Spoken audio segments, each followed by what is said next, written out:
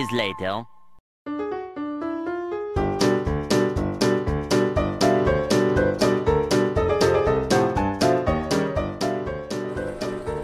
At eto na nga, tumambad na sa amin na napakadaming adhesive. Grabe oh.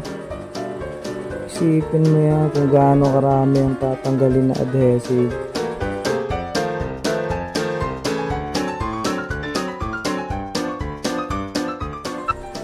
Syempre, gagamit tayo ng paint thinner. Papadali nito ang ating buhay sa pagtanggal ng napakamakapit na adhesive. Kaya sundan nyo lang yung video na to.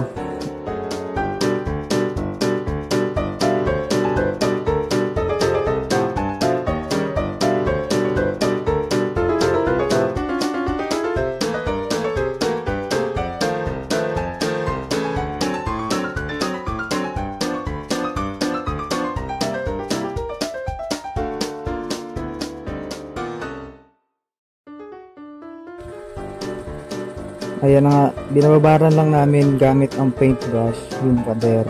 Lalagyan namin yung mga adhesive ng paint thinner. Medyo mabaho lang talaga yung paint thinner, yun yung downside niya.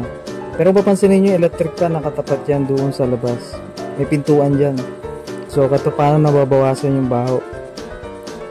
Tsaga-tsaga lang, pero mamaya-maya makikita ninyo yung magiging resulta.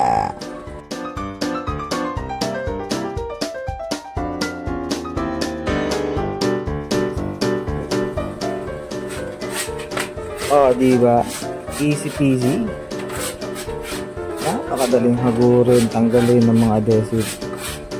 Kitang-kita naman sa video, diba? So, yun lang naman ang naisip namin paraan dito para mapadali yung pagtanggal. Oh, diba? Love it.